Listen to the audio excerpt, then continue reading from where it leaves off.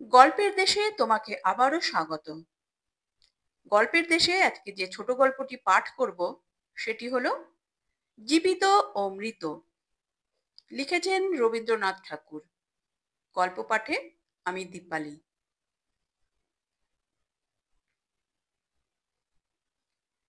রানীহাটের জমিদার সারদা শঙ্কর বাবুদের বাড়ির বিধবা বধূটির পিতৃকুলে কেহ ছিল না। সকলেই একে একে মারা গিয়াছে। পতিকুলেও ঠিক আপনার বলিতে কেহ নাই। পতিও নাই, পুত্রও নাই। একটি ভাশুরপো, সারদা শঙ্করের ছোট ছেলেটি, সেই তাহার চক্ষের মণি। সে জন্মিবার পর তাহার মাতার বহুকাল ধরিয়া শক্ত পীড়া হইয়াছিল। সেই জন্যই বিধবা কাকি কাদম্বিনী তাহাকে মানুষ করিয়াছে। পরের ছেলে মানুষ করিলে তাহার প্রতি প্রাণের টান আরো যেন বেশি হয়। কারণ তাহার উপরে অধিকার থাকে না, তাহার উপরে কোনো সামাজিক দাবি নাই, কেবল স্নেহের দাবি।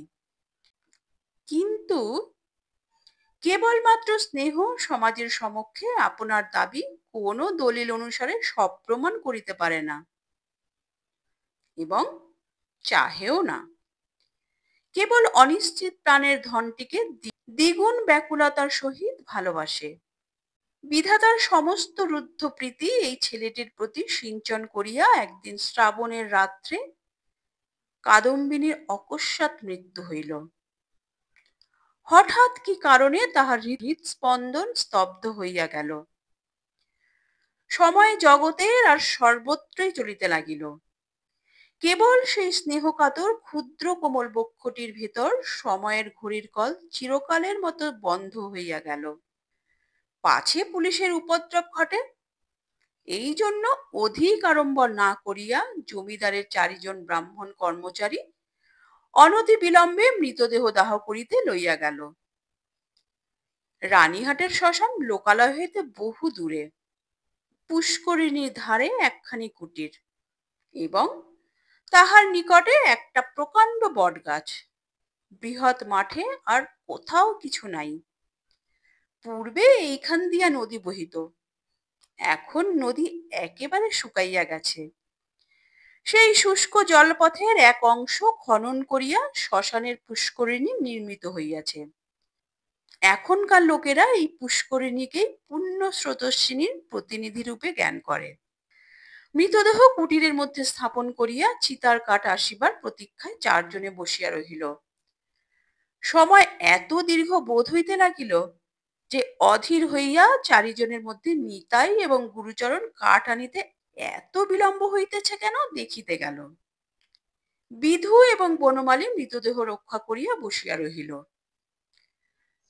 শ্রাবণের অন্ধকার রাত্রি, থমথমে মেঘ করিয়া আছে। আকাশে একটি তারা দেখা যায় না। অন্ধকার ঘরে 2 জনে চুপ করিয়া বসিয়া রহিল। একজনের চাদরে দিয়াশলাই এবং বাতি বাঁধা ছিল। বর্ষাকালের দিয়াশলাই বহু চেষ্টাতেও জ্বলিল না। যে লণ্ঠন সঙ্গে ছিল তাহাও নিভিয়া গেছে। অনেকক্ষণ চুপ করিয়া থাকিয়া একজন কহিল, ভাইরে, 1 চিলিম তামাকের জোগাড় থাকিলে বড় সুবিধা হইত।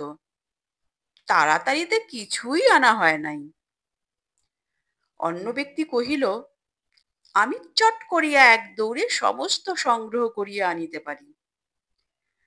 বনমালীর পলায়নের অভিপ্রায় বুঝিয়া বিধু কহিল, মাইরি, আর আমি বুঝি এখানে একলা বসিয়া থাকিব? আবার কথাবার্তা বন্ধ হইয়া গেল। 5 মিনিটকে 1 ঘন্টা বলিয়া মনে হইতে লাগিল। যাহারা কাঠ আনিতে গিয়াছিল তাহাদিগকে মনে মনে ইহারা গালি দিতে লাগিল। তাহারা যে দিব্য আরামে কোথাও বসিয়া গল্প করিতে করিতে তামাক খাইতেছে, এ সন্দেহ ক্রমশই তাহাদের মনে ঘনীভূত হইয়া উঠিতে লাগিল। কোথাও কিছু শব্দ নাই, কেবল পুষ্করিণী তীর হইতে অবিশ্রাম ঝিল্লি এবং ভেকের ডাক শোনা যাইতেছে। এমন সময় মনে হইল যেন খাটটা ঈষৎ নড়িল, যেন মৃতদেহ পাশ ফিরিয়া শুইল। বিধু এবং বনমালী রাম নাম জপিতে জপিতে কাঁপিতে লাগিল। হঠাৎ ঘরের মধ্যে একটা দীর্ঘ নিঃশ্বাস শোনা গেল। বিধু এবং বনমালী এক মুহূর্তে ঘর হইতে লম্ফ দিয়া বাহির হইয়া গ্রামের অভিমুখে দৌড় দিল। প্রায় ক্রোশ দেড়েক পথ গিয়া দেখিল তাহাদের অবশিষ্ট দুই সঙ্গী লণ্ঠন হাতে ফিরিয়া আসিতেছে। তাহারা বাস্তবিকই তামাক খাইতে গিয়াছিল, কাঠের কোনো খবর জানে না। তথাপি সংবাদ দিল গাছ কাটিয়া কাঠ ফাড়াইতেছে, অনতি বিলম্বে রওনা হইবে। তখন বিধু এবং বনমালী কুটিরের সমস্ত বর্ণনা করিল। নিতাই এবং গুরুচরণ অবিশ্বাস করিয়া উড়াইয়া দিল এবং কর্তব্য ত্যাগ করিয়া আসার জন্য অপর দুইজনের প্রতি অত্যন্ত রাগ করিয়া বিস্তর ভর্ৎসনা করিতে লাগিল। কাল বিলম্ব না করিয়া চারজনেই শ্মশানে সেই কুটিরে গিয়া উপস্থিত হইল। ঘরে ঢুকিয়া দেখিল মৃতদেহ নাই, শূন্য খাট পড়িয়া আছে। পরস্পর মুখ চাহিয়া রহিল। যদি শ্রীগালে লইয়া গিয়া থাকে, কিন্তু আচ্ছাদন বস্ত্রটি পর্যন্ত নাই। সন্ধান করিতে করিতে বাহিরে গিয়া দেখে কুটিরের দ্বারের কাছে খানিকটা কাদা জমিয়াছিল, তাহাতে স্ত্রীলোকের সদ্য এবং ক্ষুদ্র পদচিহ্ন। সারদা শঙ্কর সহজ লোক নহেন, তাহাকে এই ভূতের গল্প বলিলে হঠাৎ যে কোনো শুভ ফল পাওয়া যাইবে এমন সম্ভাবনা নাই। তখন চারজনে বিস্তর পরামর্শ করিয়া স্থির করিল যে দাহ কার্য সমাধা হইয়াছে এইরূপ খবর দেওয়াই ভালো। ভোরের দিকে যাহারা কাঠ লইয়া আসিল তাহারা সংবাদ পাইল বিলম্ব দেখিয়া পূর্বেই কার্য শেষ করা হইয়াছে। কুটিরের মধ্যে কাষ্ঠ সঞ্চিত ছিল।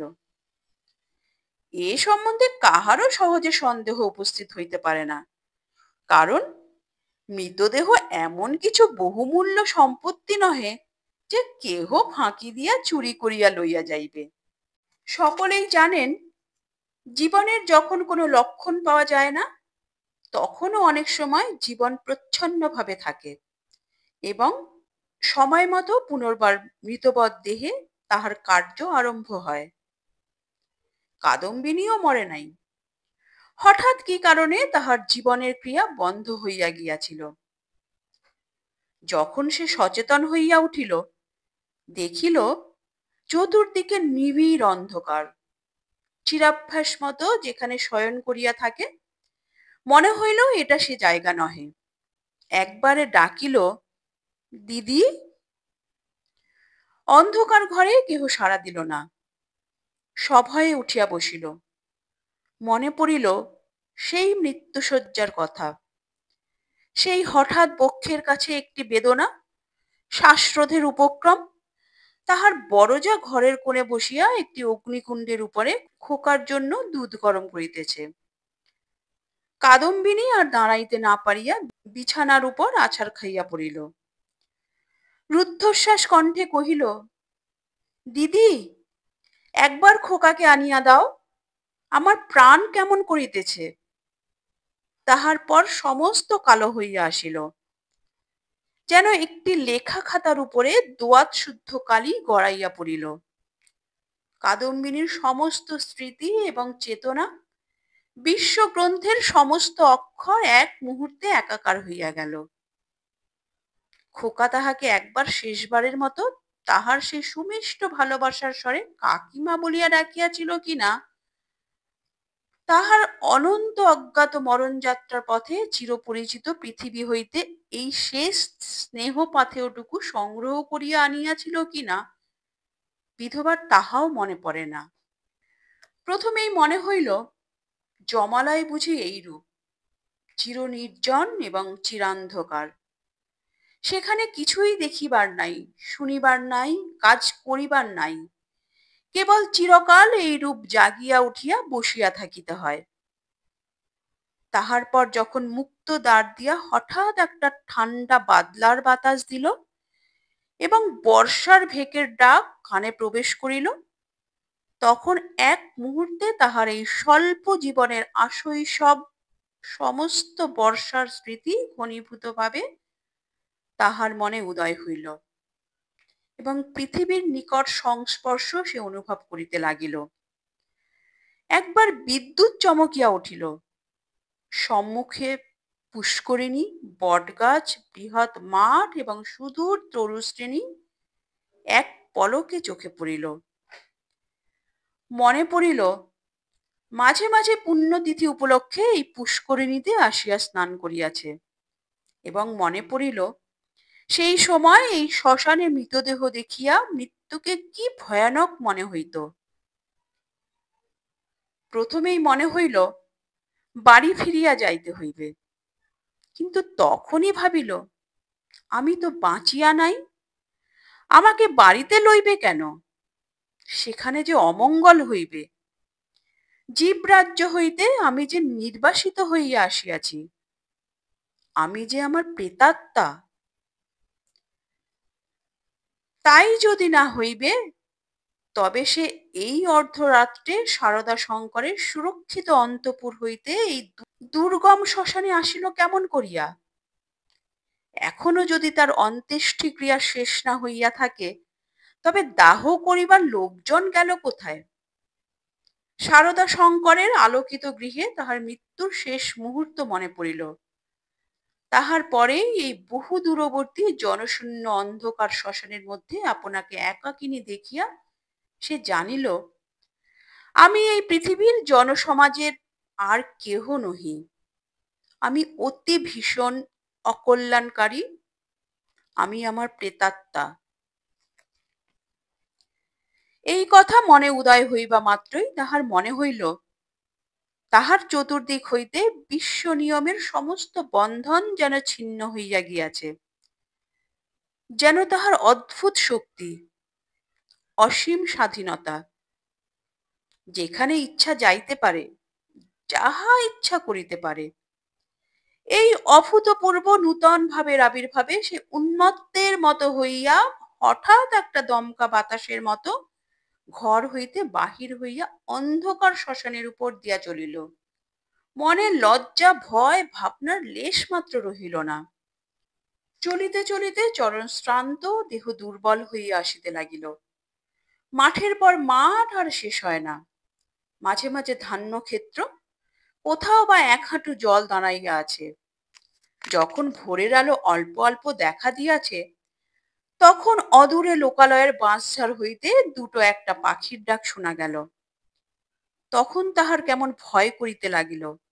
পৃথিবীর সহিত, জীবিত মনুষ্যের সহিত এখন তাহার কিরূপ নূতন সম্পর্ক দাঁড়াইয়াছে সে কিছু জানে না।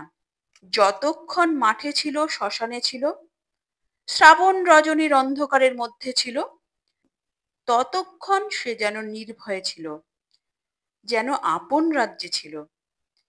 দিনের আলোকে লোকালয় তাহার পক্ষে অতি ভয়ঙ্কর স্থান বলিয়া বোধ হইল। মানুষ ভূতকে ভয় করে, ভূতও মানুষকে ভয় করে। মৃত্যু নদীর দুই পারে দুইজনের বাস। কাপড়ে কাদা মাখিয়া অদ্ভুত ভাবের বসে ও রাত্রি জাগরণে পাগলের মতো হইয়া কাদম্বিনীর যেরূপ চেহারা হইয়াছিল, তাহাতে মানুষ তাহাকে দেখিয়া ভয় পাইতে পারিত, এবং ছেলেরা বোধহয় দূরে পলাইয়া গিয়া তাহাকে ঢেলা মারিত। সৌভাগ্যক্রমে একটি পথিক ভদ্রলোক তাহাকে সর্বপ্রথমে এই অবস্থায় দেখিতে পায়। সে আসিয়া কহিল, মা, তোমাকে ভদ্র কুলবধূ বলিয়া বোধ হইতেছে। তুমি এ অবস্থায় একলা পথে কোথায় চলিয়াছ? কাদম্বিনী প্রথমে কোনো উত্তর না দিয়া তাকাইয়া রহিল। হঠাৎ কিছু ভাবিয়া পাইল না। সে যে সংসারের মধ্যে আছে, তাহাকে যে ভদ্র কুলবধূর মতো দেখাইতেছে, গ্রামের পথে পথিক তাহাকে যে প্রশ্ন করিতেছে, এ সমস্তই তাহার কাছে অভাবনীয় বলিয়া বোধ হইল। পথিক তাহাকে পুনশ্চ কহিল, চলো মা, আমি তোমাকে ঘরে পৌঁছাইয়া দিই। তোমার বাড়ি কোথায় আমাকে বলো। কাদম্বিনী চিন্তা করিতে লাগিল। শ্বশুর বাড়ি ফিরিবার কথা মনে স্থান দেওয়া যায় না, বাপের বাড়ি তো নাই।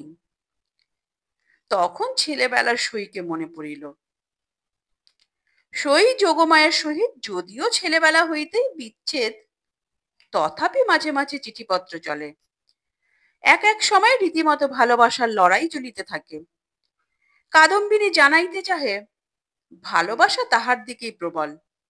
যোগমায়া জানাইতে চাহে কাদম্বিনী তাহার ভালোবাসার যথোপযুক্ত প্রতিদান দেয় না। কোন সুযোগে একবার উভয়ে মিলন হইতে পারিলে যে এ দণ্ড কেহ কাহাকে চোখের আড়াল করিতে পারিবে না, এ বিষয়ে কোনো পক্ষেরই কোনো সন্দেহ ছিল না। কাদম্বিনী ভদ্রলোকটিকে কহিল, নিশিন্দাপুরে শ্রীপতি চরণবাবুর বাড়ি যাইব। পথিক কলিকাতায় যাইতেছিলেন। নিশিন্দাপুর যদিও নিকটবর্তী নহে, তথাপি তাহার গম্য পথেই পড়ে। তিনি স্বয়ং বন্দোবস্ত করিয়া কাদম্বিনীকে শ্রীপতি চরণবাবুর বাড়ি পৌঁছাইয়া দিলেন। দুই সইয়ে মিলন হইল। প্রথমে চিনিতে একটু বিলম্ব হইয়াছিল, তাহার পরে বাল্য সাদৃশ্য উভয়ের চক্ষে ক্রমশই পরিস্ফুট হইয়া উঠিল। যোগমায়া কহিল, ও মা, আমার কি ভাগ্য! তোমার যে দর্শন পাইব এমন তো আমার মনেই ছিল না। কিন্তু ভাই, তুমি কি করিয়া আসিলে? তোমার শ্বশুরবাড়ির লোকেরা যে তোমাকে ছাড়িয়া দিল। কাদম্বিনী চুপ করিয়া রহিল। অবশেষে কহিল, ভাই, শ্বশুরবাড়ির কথা আমাকে জিজ্ঞাসা করিও না। আমাকে দাসীর মতো বাড়ির এক প্রান্তে স্থান দিও, আমি তোমাদের কাজ করিয়া দিব। যোগমায়া কহিল, ও মা, সে কি কথা? দাসীর মতো থাকিবে কেন? তুমি আমার সই, তুমি আমার। ইত্যাদি। এমন সময় শ্রীপতি ঘরে প্রবেশ করিল। কাদম্বিনী খানিকক্ষণ তাহার মুখের দিকে তাকাইয়া ধীরে ধীরে ঘর হইতে বাহির হইয়া গেল। মাথায় কাপড় দেওয়া বা কোনরূপ সংকোচ বা সম্ভ্রমের লক্ষণ দেখা গেল না। পাছে তাহার সইয়ের বিরুদ্ধে শ্রীপতি কিছু মনে করে, এজন্য ব্যস্ত হইয়া যোগমায়া নানা রূপে তাহাকে বুঝাইতে আরম্ভ করিল। কিন্তু এতই অল্প বুঝাইতে হইল এবং শ্রীপতি এত সহজে যোগমায়ার সমস্ত প্রস্তাবে অনুমোদন করিল যে যোগমায়া মনে মনে বিশেষ সন্তুষ্ট হইল না। কাদম্বিনী সইয়ের বাড়িতে আসিল, কিন্তু সইয়ের সঙ্গে মিলিতে পারিল না। মাঝে মৃত্যুর ব্যবধান। আত্মসম্বন্ধে সর্বদা একটা সন্দেহ এবং চেতনা থাকিলে পরের সঙ্গে মেলা যায় না। কাদম্বিনী যোগমায়ার মুখের দিকে চায় এবং কি যেন ভাবে। মনে করে স্বামী এবং ঘরকন্যা লইয়া ও যেন বহু দূরে আর এক জগতে আছে। স্নেহ মমতা এবং সমস্ত কর্তব্য লইয়া ও যে পৃথিবীর লোক, আর আমি যেন শূন্য ছায়া। ও যেন অস্তিত্বের দেশে, আর আমি যেন অনন্তের মধ্যে। যোগমায়ারও কেমন কেমন লাগিল, কিছুই বুঝিতে পারিল না। স্ত্রীলোক রহস্য সহ্য করিতে পারে না। কারণ অনিশ্চিতকে লইয়া কবিত্ব করা যায়, বীরত্ব করা যায়, পাণ্ডিত্য করা যায়, কিন্তু ঘর কন্যা করা যায় না। এই জন্য স্ত্রীলোক যেটা বুঝিতে পারে না, হয় সেটার অস্তিত্ব বিলোপ করিয়া তাহার সহিত কোনো সম্পর্ক রাখে না, নয় তাহাকে স্বহস্তে নূতন মূর্তি দিয়া নিজের ব্যবহারযোগ্য একটি সামগ্রী গড়িয়া তোলে। যদি দুইয়ের কোনোটাই না পারে, তবে তাহার উপর ভারী রাগ করিতে থাকে। কাদম্বিনী যতই দুর্বোধ হইয়া উঠিল, যোগমায়া তাহার উপর ততই রাগ করিতে লাগিল। ভাবিল, এ কি উপদ্রব স্কন্ধের উপর চাপিল। আবার আর এক বিপদ। কাদম্বিনীর আপনাকে আপনি ভয় করে। সে নিজের কাছ হইতে নিজে কিছুতেই পলাইতে পারে না। যাহাদের ভূতের ভয় আছে, তাহারা আপনার পশ্চাৎ দিগকে ভয় করে। যেখানে দৃষ্টি রাখিতে পারে না, সেইখানেই ভয়। কিন্তু কাদম্বিনীর আপনার মধ্যেই সর্বাপেক্ষা বেশি ভয়, বাহিরে তার ভয় নাই।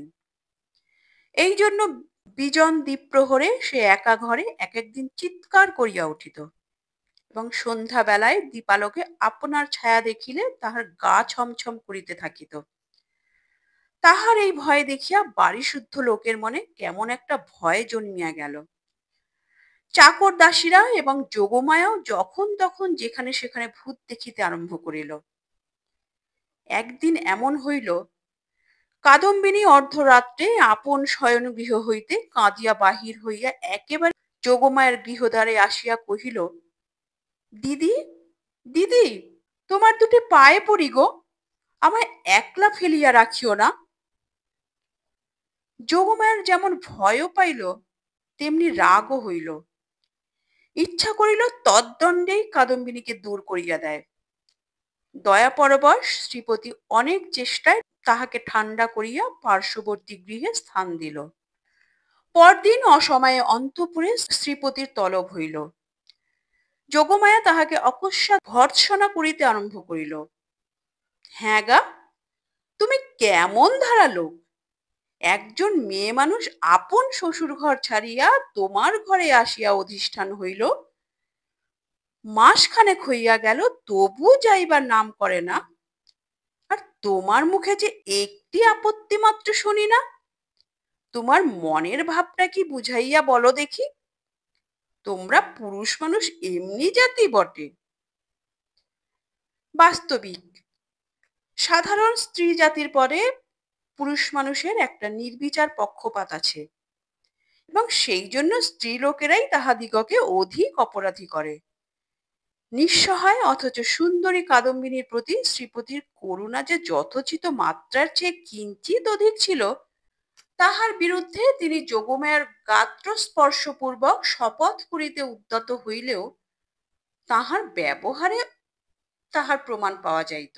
তিনি মনে করিতেন, নিশ্চয়ই শ্বশুরবাড়ির লোকেরা এই পুত্রহীনা বিধবার প্রতি অন্যায় অত্যাচার করিত। তাই নিতান্ত সহ্য করিতে না পারিয়া পলাইয়া কাদম্বিনী আমার আশ্রয় লইয়াছে। যখন ইহার বাপ মা কেহই নাই, তখন আমি ইহাকে কি করিয়া ত্যাগ করি। এই বলিয়া তিনি কোনরূপ সন্ধান লইতে ক্ষান্ত ছিলেন, এবং কাদম্বিনীকেও এই অপ্রীতিকর বিষয়ে প্রশ্ন করিতে ব্যথিত করিতে তাহার প্রবৃত্তি হইত না। তখন তাহার স্ত্রী তাহার অসার কর্তব্য বুদ্ধিতে নানা প্রকার আঘাত দিতে লাগিল। কাদম্বিনীর শ্বশুর বাড়িতে খবর দেওয়া যে তাহার গৃহের শান্তি রক্ষার পক্ষে একান্ত আবশ্যক, তাহা তিনি বেশ বুঝিতে পারিলেন। অবশেষে স্থির করিলেন, হঠাৎ চিঠি লিখিয়া বসিলে ভালো ফল নাও হইতে পারে। রানীহাটে তিনি নিজে গিয়া সন্ধান লইয়া যাহা কর্তব্য স্থির করিবেন। শ্রীপতি তো গেলেন। এদিকে যোগমায়া আসিয়া কাদম্বিনীকে কহিল, সই, এখানে তোমার আর থাকা ভালো দেখাইতেছে না। লোকে বলিবে কি? কাদম্বিনী গম্ভীরভাবে যোগমায়ার মুখের দিকে তাকাইয়া কহিল, লোকের সঙ্গে আমার সম্পর্ক কি? যোগমায়া কথা শুনিয়া অবাক হইয়া গেল। কিঞ্চিত রাগিয়া কহিল, তোমার না থাকে আমাদের তো আছে। আমরা পরের ঘরের বধূকে কি বলিয়া আটক করিয়া রাখিব? কাদম্বিনী কহিল, আমার শ্বশুর ঘর কোথায়? যোগমায়া ভাবিল, মরণ, পোড়া কপালি বলে কি? কাদম্বিনী ধীরে ধীরে কহিল, আমি কি তোমাদের কেহ? আমি কি এই পৃথিবীর? তোমরা হাসিতেছ, কাঁদিতেছ, ভালোবাসিতেছ, সবাই আপন আপন লইয়া আছো। আমি তো কেবল চাহিয়া আছি। তোমরা মানুষ আর আমি ছায়া। বুঝিতে পারি না ভগবান আমাকে তোমাদের এই সংসারে মাঝখানে কেন রাখিয়াছেন। তোমরা ভয় করো পাছে তোমাদের হাসি খেলার মধ্যে আমি অমঙ্গল আনি। আমিও বুঝিয়া উঠিতে পারি না তোমাদের সঙ্গে আমার কি সম্পর্ক। কিন্তু ঈশ্বর যখন আমাদের জন্য আর কোনো স্থান গড়িয়া রাখেন নাই, তখন কাজে কাজেই বন্ধন ছিঁড়িয়া যায়, তবু তোমাদের কাছেই ঘুরিয়া ঘুরিয়া বেড়াই। এমনি ভাবে চাহিয়া কথাগুলো বলিয়া গেল যে যোগমায়া কেমন একরকম করিয়া মোটের উপর একটা কি বুঝিতে পারিল, কিন্তু আসল কথাটা বুঝিল না, জবাবও দিতে পারিল না, দ্বিতীয়বার প্রশ্ন করিতেও পারিল না। অত্যন্ত ভারগ্রস্ত গম্ভীরভাবে চলিয়া গেল। রাত্রি যখন প্রায় 10টা, তখন শ্রীপতি রানীহাট হইতে ফিরিয়া আসিলেন। মুষলধারে বৃষ্টিতে পৃথিবী ভাসিয়া যাইতেছে। ক্রমাগতই তাহার ঝরঝর শব্দে মনে হইতেছে বৃষ্টির শেষ নাই, আজ রাত্রিরও শেষ নাই। যোগমায়া জিজ্ঞাসা করিলেন, কি হইল? শ্রীপতি কহিলেন, সে অনেক কথা, পরে হইবে, বলিয়া কাপড় ছাড়িয়া আহার করিলেন এবং তামাক খাইয়া শুইতে গেলেন। ভাবটা অত্যন্ত। যোগমায়া অনেকক্ষণ কৌতূহল দমন করিয়াছিলেন। শয্যায় প্রবেশ করিয়াই জিজ্ঞাসা করিলেন, কি শুনিলে বলো? শ্রীপতি কহিলেন, নিশ্চয় তুমি একটা ভুল করিয়াছ। শুনিবা মাত্র যোগমায়া মনে মনে ঈষৎ রাগ করিলেন। ভুল মেয়েরা কখনোই করে না, যদি বা করে কোনো সুবুদ্ধি পুরুষের সেটা উল্লেখ করা কর্তব্য হয় না। নিজের ঘাড় পাতিয়া লওয়াই সুযুক্তি। যোগমায়া কিঞ্চিত উষ্ণভাবে কহিলেন, কি রকম শুনি? শ্রীপতি কহিলেন, যে স্ত্রীলোকটিকে তোমার ঘরে স্থান দিয়াছ সে তোমার সই কাদম্বিনী নহে। এমনতর কথা শুনিলে সহজেই রাগ হইতে পারে, বিশেষত নিজের স্বামীর মুখে শুনিলে তো কথাই নাই। যোগমায়া কহিলেন, আমার সইকে আমি চিনি না, তোমার কাছ হইতে চিনিয়া লইতে হইবে? কি কথার স্ত্রী! এ স্থলে কথার স্ত্রী লইয়া কোনরূপ তর্ক হইতেছে না। প্রমাণ দেখিতে হইবে। যোগমায়ের সই কাদম্বিনী যে মারা গিয়াছে তাহাতে কোনো সন্দেহ নাই। যোগমায়া কহিলেন, ওই শোনো, তুমি নিশ্চয় একটা গোল পাকাইয়া আসিয়াছ। কোথায় যাইতে কোথায় গিয়াছ, কি শুনিতে কি শুনিয়াছ তাহার ঠিক নাই। তোমাকে নিজে যাইতে কে বলিল? একখানা চিঠি দিলেই সমস্ত পরিষ্কার হইত। নিজের কর্মপটুতার প্রতি স্ত্রীর এইরূপ বিশ্বাসের অভাবে শ্রীপতি অত্যন্ত ক্ষুণ্ণ হইয়া বিস্তারিতভাবে প্রমাণ প্রয়োগ করিতে লাগিলেন, কিন্তু কোনো ফল হইল না। উভয় পক্ষে হ্যাঁ না করিতে করিতে রাত্রি দ্বিপ্রহর হইয়া গেল। যদিও কাদম্বিনীকে এই দণ্ডে গৃহ হইতে বহিষ্কৃত করিয়া দেওয়া সম্বন্ধে স্বামী স্ত্রী কাহারও মতভেদ ছিল না, কারণ শ্রীপতির বিশ্বাস তাহার অতিথি ছদ্ম পরিচয়ে তাহার স্ত্রীকে এতদিন প্রতারণা করিয়াছে এবং যোগমায়ের বিশ্বাস সে কুলত্যাগিনী। তথাপি উপস্থিত তর্কটা সম্বন্ধে উভয়ের কেহই আর হার মানিতে চাহেন না। উভয়ের কণ্ঠস্বর ক্রমের উচ্চ হইয়া উঠিতে লাগিল। ভুলিয়া গেলেন পাশের ঘরেই কাদম্বিনী শুইয়া আছে। একজন বলেন, ভালো বিপদেই পড়া গেল, আমি নিজের কানে শুনিয়া আসিলাম। আর একজন দৃঢ় স্বরে বলেন, সে কথা বলিলে মানিব কেন, আমি নিজের চক্ষে দেখিতেছি। অবশেষে যোগমায়া জিজ্ঞাসা করিলেন, আচ্ছা, কাদম্বিনী কবে মরিল বলো দেখি? ভাবিলেন কাদম্বিনীর কোনো একটা চিঠির তারিখের সহিত অনৈক্য বাহির করিয়া শ্রীপতির ভ্রম সপ্রমাণ করিয়া দিবেন। শ্রীপতি যে তারিখের কথা বলিলেন উভয়ে হিসাব করিয়া দেখিলেন যেদিন সন্ধ্যাবেলায় কাদম্বিনী তাহাদের বাড়িতে আসে সে তারিখ ঠিক তাহার পূর্বের দিনেই পড়ে। শুনিবা মাত্র যোগমায়ের বুকটা হঠাৎ কাঁপিয়া উঠিল। শ্রীপতিরও কেমন একরকম বোধ হইতে লাগিল। এমন সময়ে তাহাদের ঘরের দ্বার খুলিয়া গেল। একটা বাদলার বাতাস আসিয়া প্রদীপটা ফস করিয়া নিবিয়া গেল। বাহিরের অন্ধকার প্রবেশ করিয়া এক মুহূর্তে সমস্ত ঘরটা আগাগোড়া ভরিয়া গেল। কাদম্বিনী একেবারে ঘরের ভিতর আসিয়া দাঁড়াইল। তখন রাত্রি 2:30 প্রহর হইয়া গিয়াছে। বাহিরে অবিশ্রাম বৃষ্টি পড়িতেছে। কাদম্বিনী কহিল, সই, আমি তোমার সেই কাদম্বিনী, কিন্তু এখন আমি আর বাঁচিয়া নাই, আমি মরিয়া আছি। যোগমায়া ভয়ে চিৎকার করিয়া উঠিলেন। শ্রীপতির বাক্যস্ফূর্তি হইল না। কিন্তু আমি মরিয়াছি ছাড়া তোমাদের কাছে আর কি অপরাধ করিয়াছি? আমার যদি ইহলোকের স্থান নাই, পরলোকেও স্থান নাই। ওগো, আমি তবে কোথায় যাইব?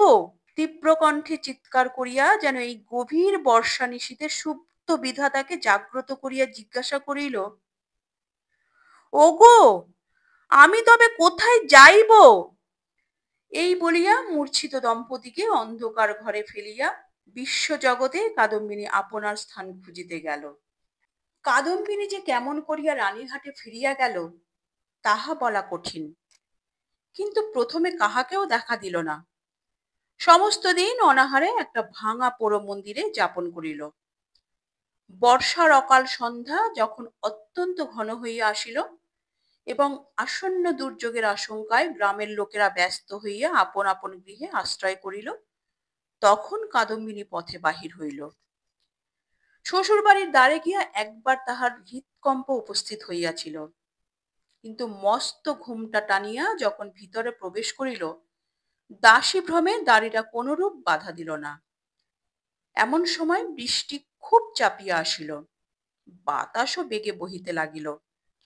তখন বাড়ির গৃহিণী সারদা শঙ্করের স্ত্রী তাহার বিধবা ননদের সহিত তাস খেলিতেছিলেন। ঝি ছিল রান্নাঘরে এবং পীড়িত খোকা জ্বরের উপশমে শয়ন গৃহে বিছানায় ঘুমাইতেছিল। কাদম্বিনী সকলের চক্ষু এড়াইয়া সেই ঘরে গিয়া প্রবেশ করিল।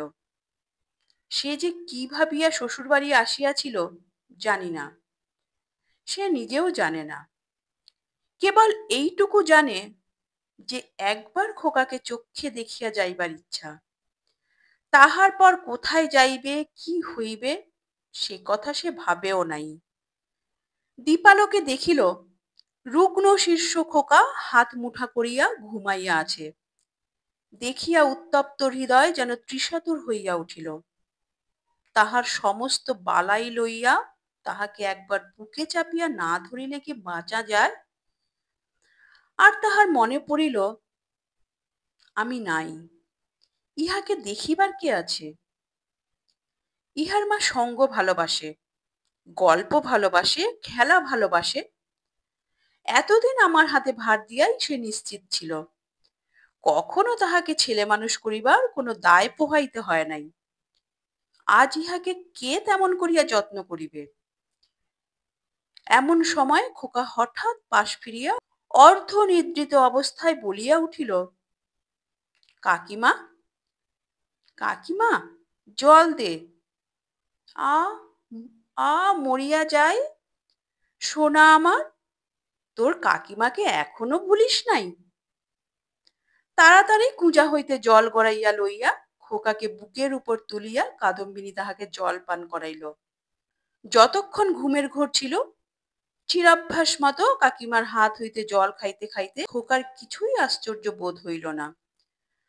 অবশেষে কাদম্বিনী যখন বহুকালের আকাঙ্ক্ষা মিটাইয়া তাহার মুখ চুম্বন করিয়া তাহাকে আবার শুয়াইয়া দিল, তখন তাহার ঘুম ভাঙিয়া গেল এবং কাকিমাকে জড়াইয়া ধরিয়া জিজ্ঞাসা করিল, কাকিমা, তুই মরে গিয়েছিলি?